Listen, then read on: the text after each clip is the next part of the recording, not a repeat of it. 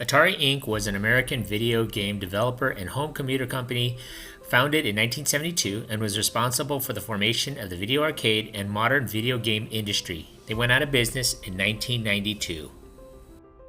Welcome to Eric C. Productions. If this is your first time watching one of my videos, please hit the subscribe button and the notification bell so that you get notified of my latest video that are posted during the week. Please leave a suggestion or a comment and maybe you might see that video in a future posting. Thanks for watching, and now back to the program. As an intelligent consumer, I wanted to compare Atari asteroids with other companies' asteroids. But other companies don't make asteroids. I wanted to compare Atari Missile Command with other companies' missile commands, but other companies don't make that either. Finally, I wanted to compare the new Atari Warlords. Unfortunately, other companies don't make it. When it comes to the video games the world wants most, nobody compares to Atari.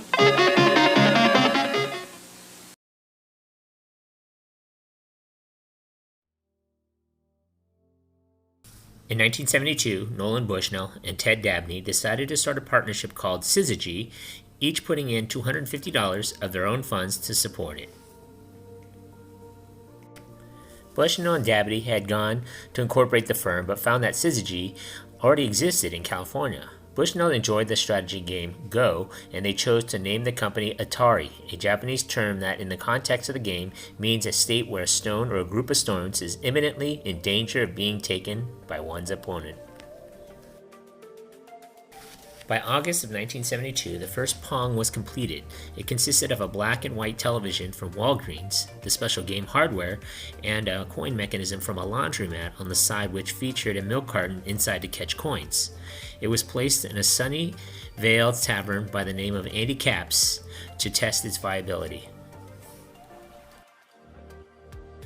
The Andy Capp test was extremely successful, so the company created 12 more test units, 10 of which was distributed across other local bars, and they found that the machines were averaging about $400 a week each. In several cases, when bar owners reported that the machines were malfunctioning, Alcorn found that it was due to the coin collector having been overflowing with quarters, shorting out the coin slot mechanism. Bushnell and Dabney decided to release Pong on their own, and Atari Inc. was established as a coin-op design and production company. Using investments and funds from leased pinball machines, they rented a warehouse in Santa Clara to produce Pong cabinets on their own with hired help for the production line. Bushnell had also set up arrangements with local coin-op game distributors to help move units. Atari shipped their first commercial Pong unit in November of 1972. Over 2,500 Pong cabinets were made in 1973, and by the end of production in 1974, Atari had made over 8,000 Pong cabinets.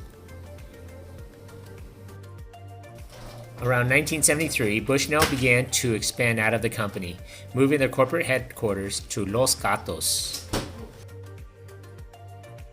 From late 1972 to early 1973, a rift in the business relationship between Bushnell and Dabney began to develop, with Dabney feeling he was being pushed to the side by Bushnell, while Bushnell saw Dabney as a potential roadblock to his larger plans for Atari. By March of 1973, Dabney formally left Atari, selling his portion of the company for $250,000. By mid-1973, Atari acquired Cyan Engineering, following a consulting contract with Atari. Bushnell established Atari's internal Grass Valley think tank at Cyan to promote research and development of future games and products.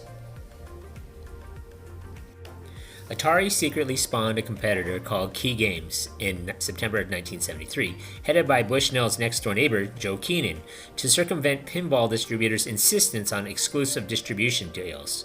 Both Atari and Key could market virtually the same game to different distributors, with each getting an exclusive deal. In 1974, Atari began to see financial troubles, and Bushnell was forced to lay off half the staff. Atari was facing increased competition from new arcade game producers, many which made clones of Pong and other Atari games. An accounting mistake caused them to lose on the release of Grand Track 10. Communication problems led Atari to not accurately track the expense of manufacturing the game. It was initially sold to distributors for a net loss of $100 per cabinet. Although this flaw was fixed, it contributed to a total loss of $500,000 for the company that fiscal year, placing Atari in financial difficulties. Atari sold Atari Japan to Namco for $500,000, through which Namco would be the exclusive distributor of Atari games in Japan. Bushnell had claimed that that deal saved Atari.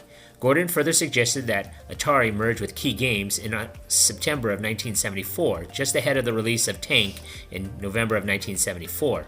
Tank was a success in the arcade, and Atari was able to reestablish its financial stability by the end of the year.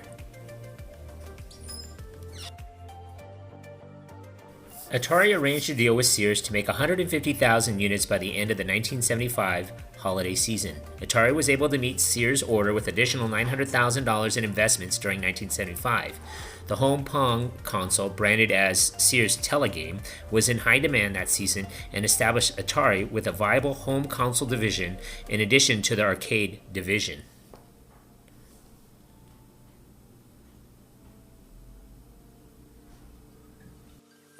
The success of home Pong drew a similar range of competitors to this market, including Coleco with their Telstar series of consoles.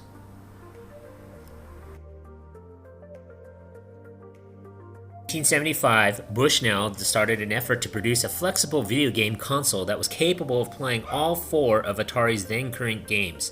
They settled on a programmable console with swappable games. Their project, under the codename of Stella, would become the Atari Video Computer System, Atari VCS. Ahead of entering the home console market, Atari recognized they needed additional capital to support this market. They needed a large infusion of funds. Bushnell had considered going public and then tried to sell the company to MCA and Disney, but they passed. Instead, after about 6 months of negotiations in 1976, Atari took an acquisition offer from Warner Communications for $28 million that was completed in November of 1976, of which Bushnell received $15 million.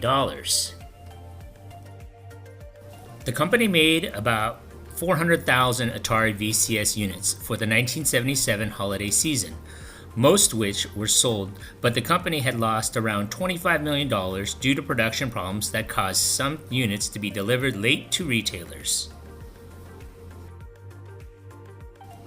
Another one-off device from the Consumer Products Division released in 1977 was Atari Video Music, a computerized device that took in audio input and created graphic displays to a monitor. The unit did not sell well, and it was discontinued in 1978. In 1977, Atari opened the first of the Pizza Time Theater, later known as Chuck E. Cheese, based on the pizza arcade concept that Bushnell had from the start. At this stage, the concept also allowed Atari to bypass problems with getting their arcade games placed into arcades by effectively controlling the arcade itself, which also creating a family-friendly environment.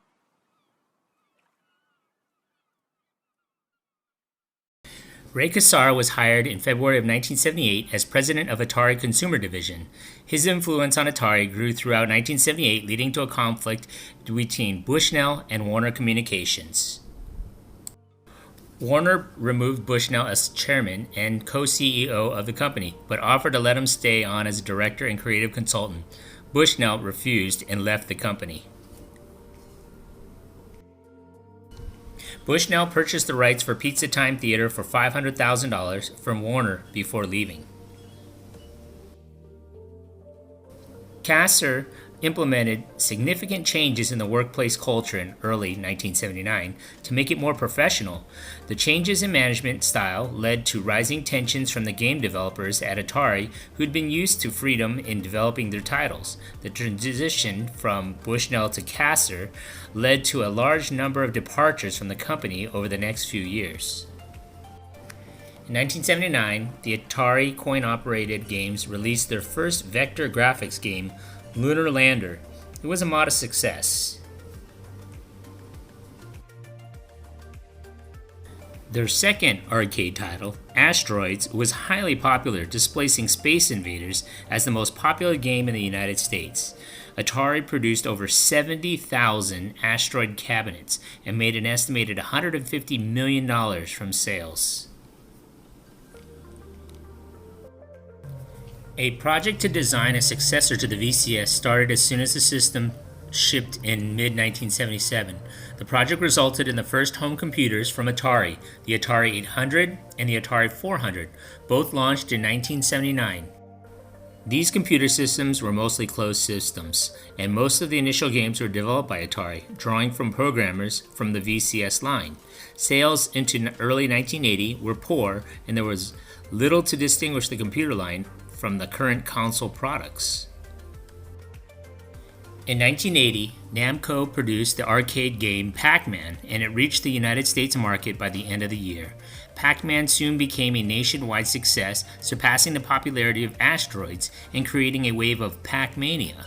Atari was able to secure an exclusive deal with Namco to be able to convert Pac-Man to home arcade systems, starting with the Atari VCS version.